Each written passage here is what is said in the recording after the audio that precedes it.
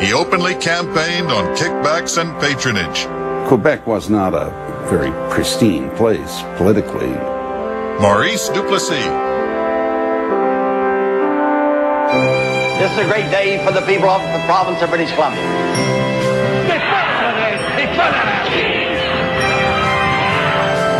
Am I just a tyrant and a Tory dictator? We stand or fall together.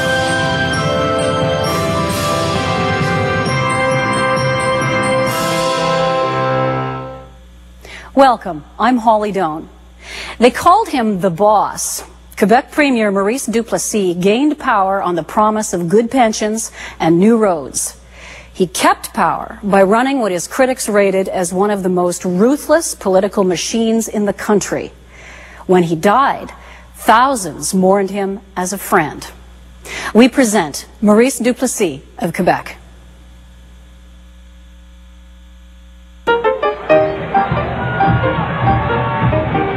In 1948, Quebec Premier Maurice Duplessis opened a new bridge in Trois-Rivières. They called it the Duplessis Bridge. He said, "It's as solid as my government, the Union Nationale." It is certainly a most memorable occasion that we are participating in today. A completely new bridge. We had the Quebec bridges that kept falling down because they were built with what we called political cement. That is the cheapest ingredients you could put into a bridge went into a bridge, and the contract went to a friend of Duplessis, and eventually the bridge might collapse. The bridge did collapse in 1951. All traffic on Quebec's busiest highway came to a standstill. Once the wreckage was cleared, Duplessis would rebuild the bridge, as before, by private contract at public expense. Asked if a contract had to be a Union Nationale supporter, he replied, "It won't do any harm." There's something to be said for being a kind of likable rogue, you know, and to a degree that's what he was. I thank you. I don't say adieu. I say au revoir. And let the next election celebrate the bridge by a big majority, a bigger majority than ever, for the will of the country and the will of the province. Mesdames et messieurs. Politics. It was politics, politics, politics all over. He was a political beast, you know what I mean? Duplessis spent more on roads and hospitals than any premier Quebec had seen. He became premier for life. There were years of unexampled prosperity in the history of Quebec, and he hit every button with the Québécois. You know, he gave them sort of symbolic nationalism like the flag. If each of us are staying their own domain, not trespassing over one another, the country would be more prosperous and would have real national unity. Sound unity, the one we desire.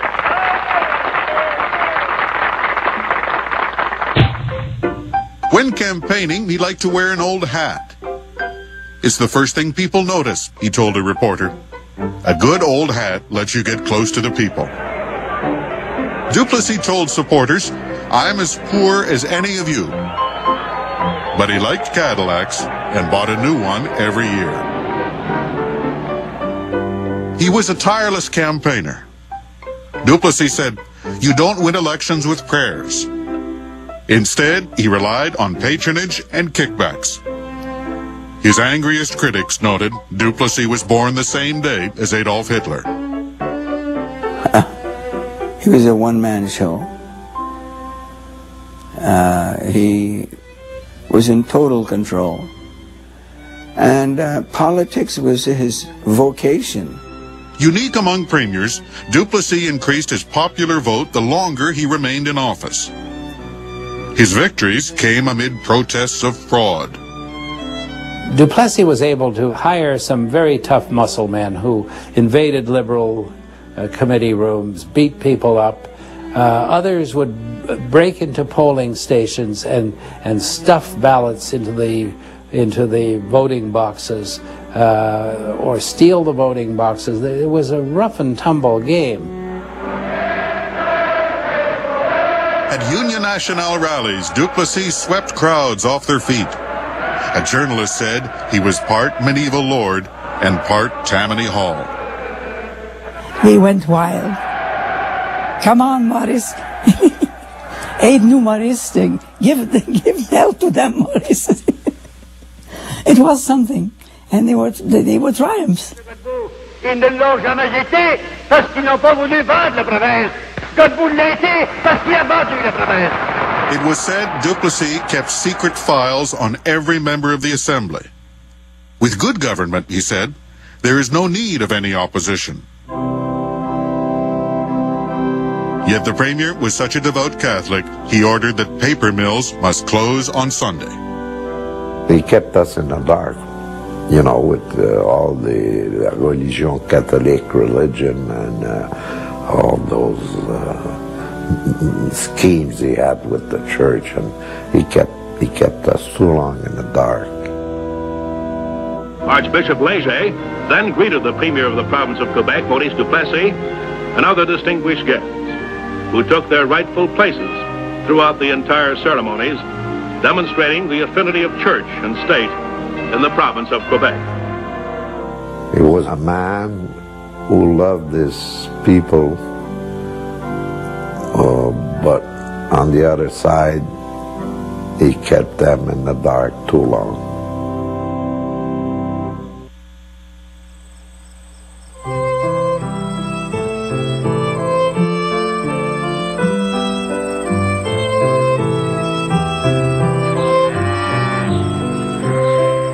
Quebec had been a postcard of country life. It seemed unchanged over centuries. One visitor called it picturesque and barely literate. Old Quebec had more churches than libraries. The horizon seemed to go no further than the land and its people. At the junction of the St. Maurice and the St. Lawrence rivers lies Trois-Rivières, the second oldest city in Canada, which was founded in 1634.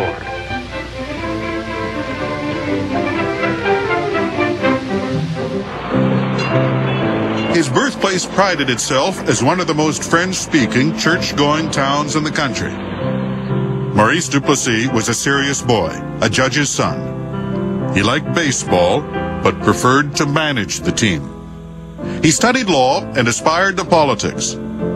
As a student, Duplessis told friends, "Someday I'll run this province." Duplessis was a lifelong bachelor.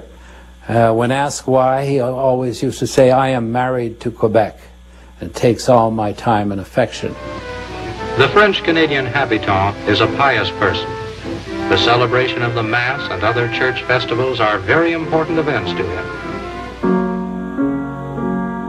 Duplessis, the young politician, remained a devout Catholic. He attended Mass twice or 3 times a week. It had been quite a priest-ridden place, there's no doubt about that. But Duplessis also was the first premier who really had more influence than the church leaders. In 1927, Duplessis was elected to the Quebec Assembly. He was a conservative in a legislature dominated by liberals. In opposition, Duplessis introduced himself. "The future Premier of Quebec stands before you," he said. It's kind of an addiction. It gets in your blood, and I guess he just had that. I don't know how you'd say he wanted to be the Premier, and he set his sights and went forward, but then it wasn't easy. Duplessis campaigned as a reformer, creating his own party in 1935. The Union Nationale was a merger of conservatives and disaffected liberals. An opponent said, "Beware of Duplessis. That's where the danger lies." My father hated him. My father was a liberal and couldn't stand Duplessis because to him he was a crook. In 1930, Assembly saw Duplessis become premier for the first time. He was no aristocrat. A supporter recalled Duplessis seemed most at home with ordinary folk. Along the trail of the winding highway, old Quebec is seen at its most picturesque. In Depression-era Quebec, Duplessis promised benefits country people had never seen. He would build good roads and family pensions, he said. For rural families, he introduced a baby bonus. For farmers, he offered low-cost government loans. Duplessis said, "Help yourself, and heaven will help you." Or the Union Nationale, which comes out the same in the end. The finances were poor. The people were uneducated. They couldn't find jobs because they weren't qualified. So he decided he would do something about it.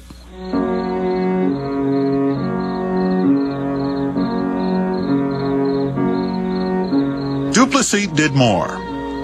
He built a party machine that would dominate Quebec as never before. A colleague recalled, he seemed to want to be loved and feared simultaneously. The corruption that was endemic in Quebec for years past was turned into a fine art by Duplessis. Duplessis had once been a heavy drinker. Defeated after his first term as premier, he sobered up and returned to power in 1944. A Liberal opponent told a reporter, "It was a black day for us when Duplessis stopped drinking." Duplessis remained in office 18 years. He took to power like a fish in water, a supporter said. He had few close friends. A cabinet colleague wrote, "He was not an easy man to get along with." I used to go up to the National Assembly and watch him, and if he didn't have confidence in a minister, he'd go like that. If the minister was asked a question, and Duplessis would answer the question himself. He ruled with an iron fist. Duplessis said of his cabinet, "Look what I have made out of nothing." In the Assembly, he assigned one minister the chore of pulling his chair each time he rose to speak. A union leader said there was only one minister in Quebec, Maurice Duplessis. The others sweep the floors. If he didn't like what they were saying, he would say in a loud stage whisper that they should sit down. You know, that's enough. C'est assez. Duplessis had his caucus treat him to a birthday party each year. The preferred gifts were paintings. In time, the premier's art collection grew to $250,000. He was obsessed by power, as far as I'm concerned, and he would take care of his friends because, you know, Duplessis didn't die rich, but his friends were rich. Duplessis walked from work each day to a hotel where he lived alone. At Quebec City's Chateau Frontenac, he occupied a luxury suite. He started each morning with a shave in the hotel barber shop, and then orange juice that Duplessis drank by the quart. Friends recalled he was sociable and liked to talk baseball. And there was hockey.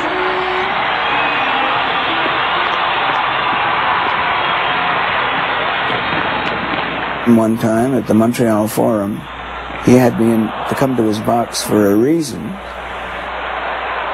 I knew it wasn't just for an inconsequential talk.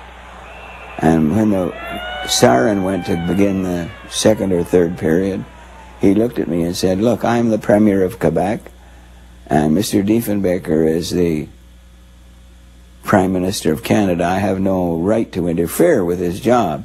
But would you tell him I'd like to see this guy made a judge?" Of course I did. Duplessis wrote out a nice check to my campaign in '58. I wasn't beholden to him, but the Premier asked me and I produced. Simple as that. Duplessis required that contractors kick back 15% to his campaign fund. The party made a fortune. In one campaign, he raised $9 million. The contractor said, "I was told this was the way things had to be done, and I did it." The Chateau Frontenac was unofficial headquarters for the Union Nationale. Contractors stayed for weeks to arrange payoffs. The practice was so open, an opponent complained, corruption does not even shock the people of Quebec anymore. Quebec was not a very pristine place politically in those days, and I wouldn't bet the ranch that it is now either. Today you have the Reef Bridge. And this. And you didn't protest long.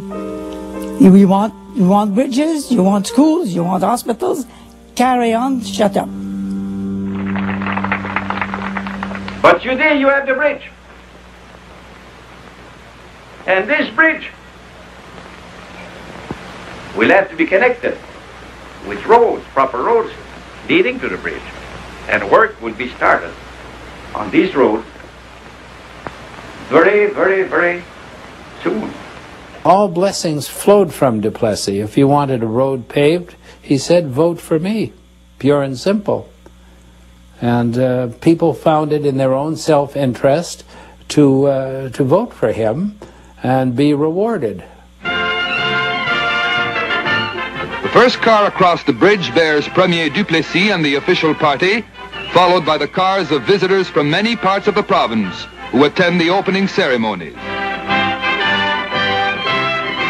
He was in rural, small-town Quebec, and he was supporting the local candidate, and he yelled out at the top of his speech, "You vote for my candidate, and we're going to build you a bridge." Well, someone shouted from the crowd, "But Mr. Duplessis, we don't have a river." When he said, "I'll give you that too."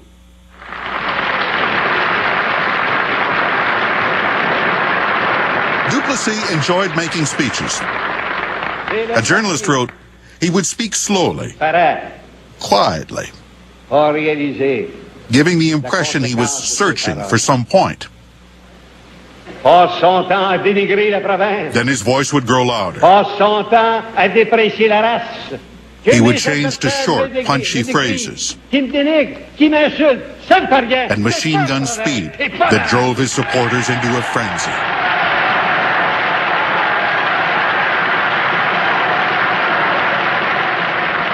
I was a young and very innocent newspaper reporter working for the Gazette. And my first view of Duplessis in the flesh was being sent to cover an election meeting that he was addressing. And then after the applause, I was about to leave when a gentleman came up to me and handed me an envelope. I opened the envelope and there was a $10 bill in it. And I said to him, "What's this for?" He says, "It's from the chief, thank you." I said, "I cannot possibly take this." After all, it was a bribe. And later, the other reporters around there said to me, "Never do that again. They give you the money, you take it, it's ours." So everything was for sale with Duplessis, and he bought and sold people.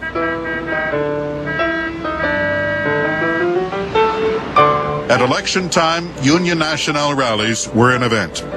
Cabinet members arrived by Cadillac. Voters were offered free hams or shoes or even a government job. Duplessis gave away 5,000 civil service appointments by his own count. "They only work for me," he said, "because they couldn't work anywhere else." If you vote for Union Nationale, you vote for electricity, farmers. And if you vote for the Liberals, you'll still have the oil lamp. The Union Nationale brought electricity to Quebec's countryside. Under Duplessis, 90% of homes were electrified, an achievement celebrated in government films. You vote Union Nationale, the stove and the frigidaire will be replaced with new material. And you know, he was, it's so You can call it corruption, but to me it's a tactic. Le vivant spectacle que l'on voit ici. Of small-town Quebec, Duplessis said, we must maintain and protect our rural base. Le gouvernement Duplessis. The party proclaimed itself a friend of the farmer. He got his majorities out of rural, small-town Quebec. They liked him, and they liked what he did, and they supported him. C'est que, dans la province de Québec, l'agriculture... Rural Quebecers held a majority of seats in the Assembly, yet less than a third of Quebecers lived on the farm. By the 1950s, change was underway. He was re-elected so regularly because he delivered for the province. It was the greatest era of economic growth and social progress in the history of Quebec.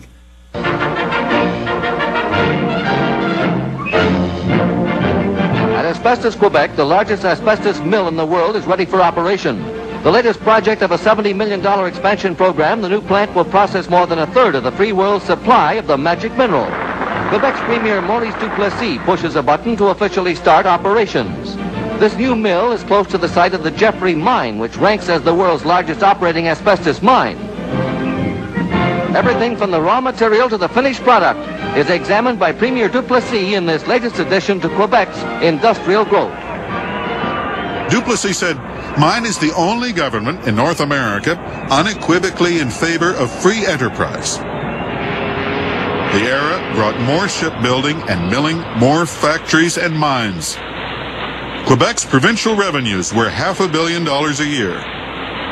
The province was rich in iron ore and hydropower. The number of union jobs grew sevenfold.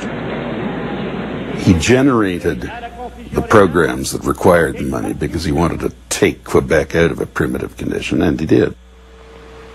Our law-abiding citizens, the high quality of our labor class, and furthermore, the stability of administration and the stability of policy. He was the friend of the Francophones, and he was selling his own people very cheaply. Duplessis claimed the power to rewrite any union contract. He said, there could not be any compromise with communists. Police were used to end strikes. Duplessis' Minister of Labor said later, so much power should never be placed in the hands of any man. Quebec introduced the Padlock Law, with police powers to raid any property they suspected might have communist literature. One union local wrote Duplessis, "Dear sir, you use the same slogans as Hitler and Mussolini." Of the Premier, Time magazine reported, many of Duplessis' civil rights policies would have been incredible anywhere else in North America. Jehovah's Witnesses were targeted for arrest for disturbing the peace. Witness publications were critical of Catholics. In Quebec, it seemed one church would dominate. We were in a prison. Our mind was in prison. What all these sins and all that garbage. Everywhere, the oblate guardians of the Madonna bring the same message and meet the same response. Mary is our Immaculate Mother. She has been calling upon the modern world, from La Salette, from Lourdes, from Fatima, calling for more prayer, for penance, for a more Christian way of life. The church was pretty well pro-Duplessis. At election time, he made sure the parish driveways were paved. Il y a l'école de Val-d'Espoir. Il y a l'école de Rimouski. The Premier boasted of new schools, yet Quebec had no Department of Education. The entire province had only 43 public libraries. A journalist wrote, from the moment French children went to school, they were submerged in religion. They were taught lives of the saints. Geography class documented the travels of missionaries. One textbook asked, Your prayers diminish the intensity of the fire which devours me. What am I? The correct answer, a soul in purgatory. On movie nights, Quebec censors banned any mention of divorce. Film of the era celebrated the church. And so today, as yesterday, across the landscape of Quebec, stand the stable, deep-rooted communities grouped around their church. On this soil abide from generation to generation their culture, their tongue, and their character. La Grande Noirceur. The Great Darkness was the French expression historically for Duplessis' era. He was no saint, he was no devil, but he was a great Quebecer and he was a great Canadian. He had all the power in Quebec. I mean, he could do pretty much what he wanted, and he was the only person in the history of Quebec elected to 5 terms as premier. And he would have been elected to more if he lived longer. Still campaigning at age 69, Duplessis said, "I've given you all I have, my devotion, my life." I was the first elected Anglo in the French riding, and he used to call me Mon Petit Anglais, and he signaled me out of the crowd, and I went and shook hands with him. But it was the last time I saw him.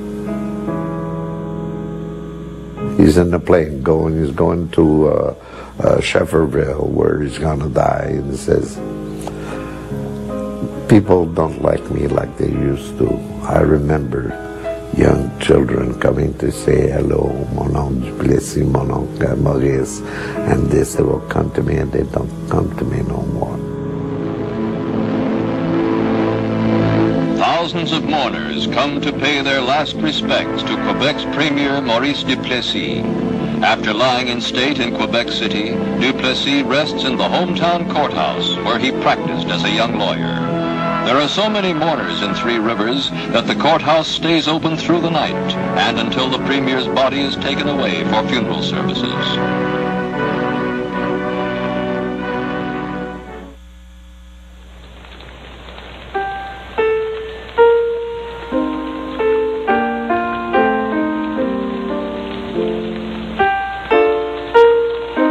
I was numb, I was sorry, and I was devastated.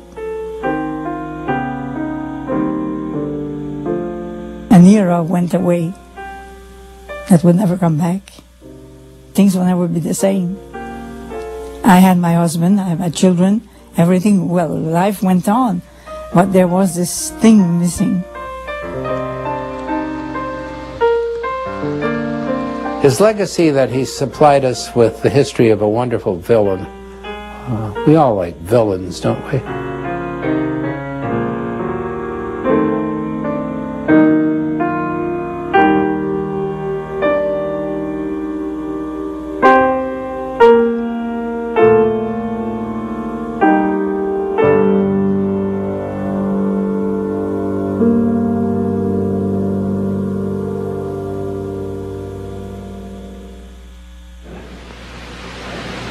Passe son temps à dénigrer la province.